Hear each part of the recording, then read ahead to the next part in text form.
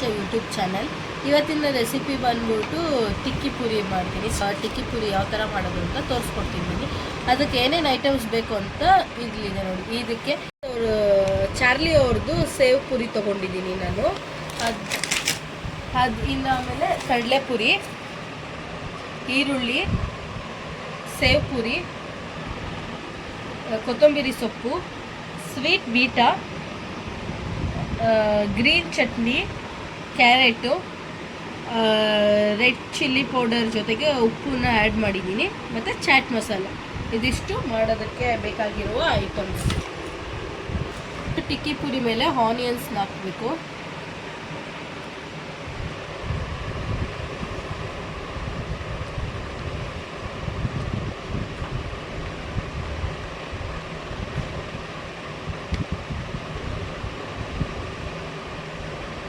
Onion ಹಾಕಿದ್ಮೇಲೆ carrot ಹಾಕಬೇಕಾಗುತ್ತೆ.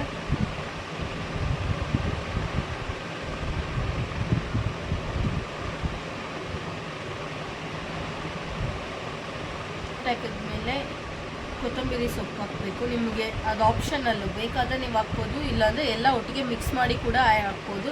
ನಮ್ಮನೇಲಿ ಮಿಕ್ಸ್ ಮಾಡೋದು ಇಷ್ಟಪಡೋದಿಲ್ಲ, ಅದಕ್ಕೋಸ್ಕರ ಸಪ್ರೇಟಾಗಿ ಹಾಕ್ತಾಯಿದ್ದೀನಿ.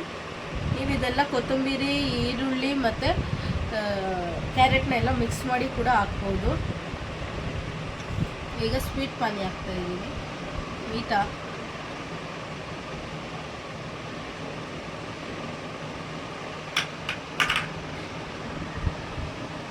ಈಗ ಗ್ರೀನ್ ಚಟ್ನಿ ಹಾಕ್ತಿದ್ದೀನಿ. ನೀವು ಖಾರ ನೋಡ್ಕೊಂಡು ಹಾಕ್ಕೊಳ್ಳಿ.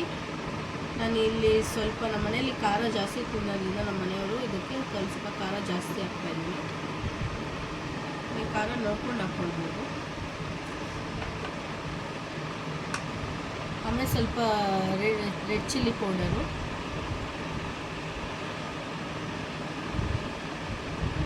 ಆಮೇಲೆ ಟೇಸ್ಟ್ಗೋಸ್ಕರ ಚಾಟ್ ಮಸಾಲ. ಚಾಟ್ ಮಸಾಲ ಕೂಡ ನಿಮಗೆ ಆಪ್ಷನಲ್ಲು, ಬೇಕಾದರೆ ಹಾಕ್ಬೋದು, ಬೇರೆ ಸ್ಕಿಪ್ ಮಾಡ್ಬೋದು. ಆಮೇಲೆ ಇದಕ್ಕೆ ಸೇವ್ ಹಾಕ್ತಾಯಿದ್ದೀನಿ. ತುಂಬ ಸಾಫ್ಟಾಗಿರೋ ಸೇವ್ ತೊಗೊಳ್ಬೇಕು, ಅದಕ್ಕೆ ನಾನು ನೈಲಾನ್ ಸೇವ್ ತೊಗೊಂಡಿದ್ದೀನಿ.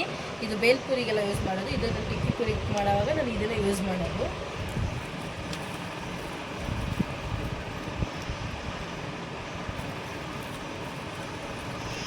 ಆ ಗಾಜಿಂದೊಂದು ತಟ್ಟೆ ಐತೆ ಗೊತ್ತಾ,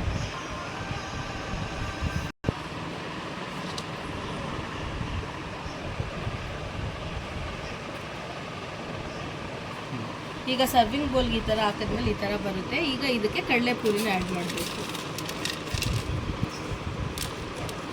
ಕಡಲೆಪುರಿಯಿಂದ ಕ್ಲೋಸ್ ಮಾಡಬೇಕಾಗುತ್ತೆ.